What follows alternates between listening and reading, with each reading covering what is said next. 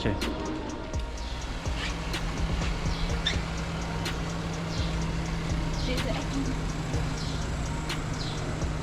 Thank you. You're welcome. Hey guys, welcome back to the channel. Today I am in Turkey and I'm doing this vid on a hire car that I've had in Turkey. Now usually when I'm on holiday I get like a small little city car because it's just easier to kind of get around, and it's usually just like say myself. But this time there's 4 of us, so I thought I'll take something that's a little bit more practical to carry 4 of us and our luggage. And the car that I've been hiring for the last week or so has been this thing behind me. It's a Renault Megane, which I'm going to go through, and I'm going to try and do this in one take because I can't park the car here for much longer than say 5 minutes. So for you guys it's going to be like a 5-minute video anyway, so let's just go with the flow on this. So here we go. This is the hire car that I've had now for about a week. I've done about 1,000 kilometers, 600 odd miles in this car, so I've got a good idea as to how this car has been performing. Air conditioning is on because it's like about 30 degrees out here right now in the morning. It's a Renault Megane. I think it's probably like a 2016 2017 model year car. You've got these nice wraparound LED lights on the front. Those are halogen headlamps, but you got an LED daytime running lamp. It's got a nice kind of a front style kind of thing. I mean, I'm not too familiar with Renaults or any French cars. This is my kind of first-hand experience. I'm not sure what spec level this is, but it's got like 16-inch alloy wheels. They're wrapped in Goodyear tires. They don't inspire me with confidence when I'm driving around the Turkish roads.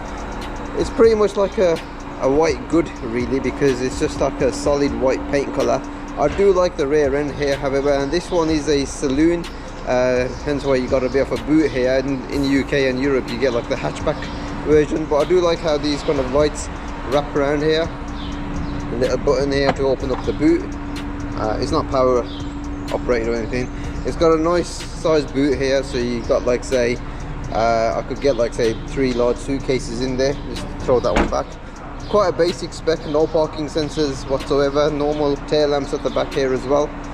Moving around the interior, well, it's blowing out proper cool air right now, which is quite good to keep that one on. And I shut the door and push the seat back. So on the interior, I do like the interior. It's very minimalistic in essence. You've got a center console here, which again very basic. You've just got a small display here which just gives you radio information, heater control, temperature, and fan speed. It is very basic. It doesn't even have a sat nav. You've got analog dials with a LCD display, which gives you obviously a rev counter on that side and a speedo there, and you've got some various functions that you can kind of control for the LCD display over there. Cruise control on this car. Most importantly, this car was an automatic because I didn't want to be driving and sort of manuals on these kind of roads. Well, this is just a resort anyway. Quality in this car is quite nice. So you know, you've got soft touch materials all the way across the top here. It's quite important I'm doing this vid because I'm trying to compare this to like the Golf Marquee that I've got. So all the dash over the top here is kind of soft touch sort of materials. Center console here, you've got a weird looking handbrake kind of thing, 2 cup holders, automatic gearbox. Now I'm not really sure, let me just get back in the frame here.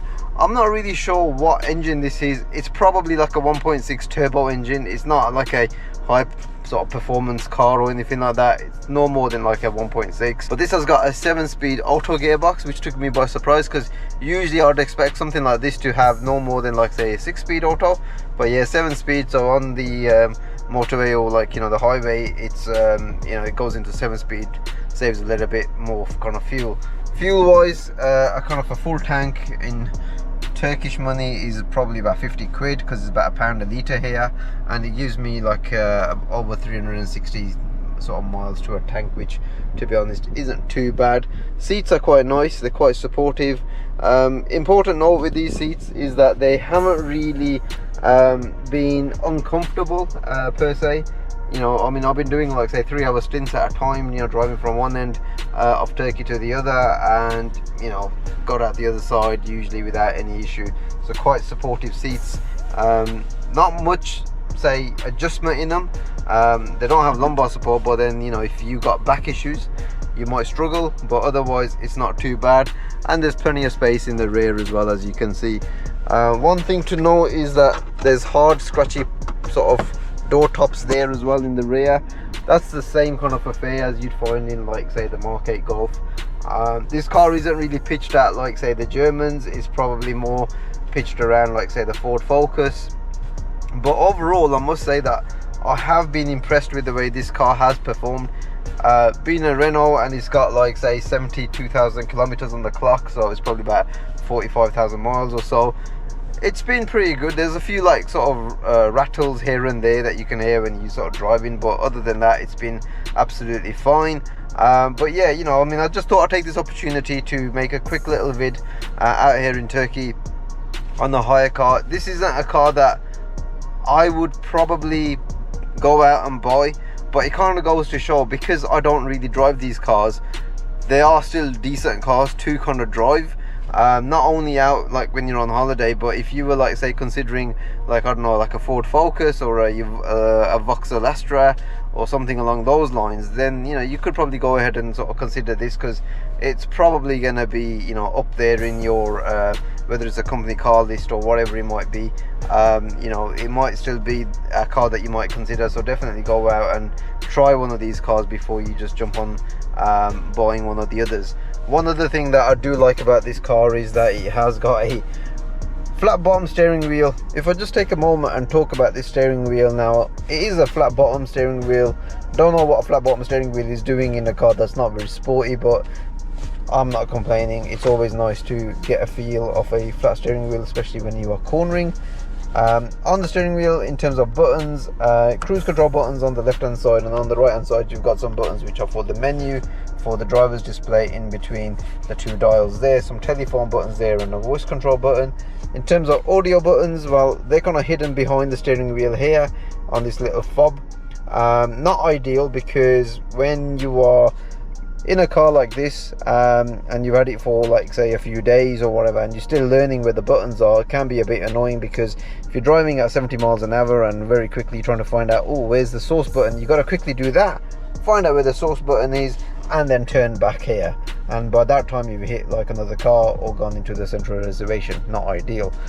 Yeah, so I don't know why Peugeot and Citroën do this kind of setup. This is something that I used to see on, like, cars in the late 90s, like the Peugeot 206. Why can't they just put these controls on the steering wheel? Because I'm sure there's plenty of space there.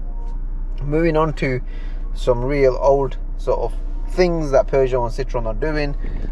What on earth is this screen doing in a car that is, you know, a 2021 registered? And I'll come on to that in a bit, but that screen certainly doesn't belong in this car. I've got my phone hooked up to this car, and, you know, obviously looking at that display, it's pretty low res. You can't even hook up, like, a Android Auto device or a you know, Apple CarPlay for the matter. It's very basic for something like this. Now, I've got the car's registration documents here, and this car was registered, if I hold this up straight, in 2022. It's a 2021 model year car, so it's not 2016-17 like I was saying earlier on. It's fairly new, and it is a 1.3. Yes, I can read Turkish, and it's got a power output of 103 horsepower, or is that kilowatts? So whatever that is, 103. It does feel quite nippy, to be honest, because you know, around town and stuff, it's pretty nippy on the go. And again, as I said before, it's actually got a 7-speed auto transmission, so that's something to kind of go about. And when you are driving and you are literally, like, rolling through the gears, although you haven't got paddle shifters, you can stick into a manual mode. It does shift quite quick. Well, on the downshifts anyway, upshifts are a little bit slow. But I think overall the experience with this car over the 1,000 kilometers that I've driven it is that the tires on this car are absolutely rubbish. You know, although they are Goodyear tires, you got some really nice sort of winding roads around Turkey, and especially like where I've been traveling around the sort of south of Turkey, from Antalya all the way down to Kekover Island, and these tires do let the car down. It's a hire car at the end of the day, so they maintain it to a budget anyway. Anyway guys, I'm going to now continue my journey onwards. I hope you have just found this short vid on this Renault Megane useful. If you have, give it a like, share, subscribe if you haven't done so already, and hit the comments below. Hopefully I'll see you on the next one. Take care, bye.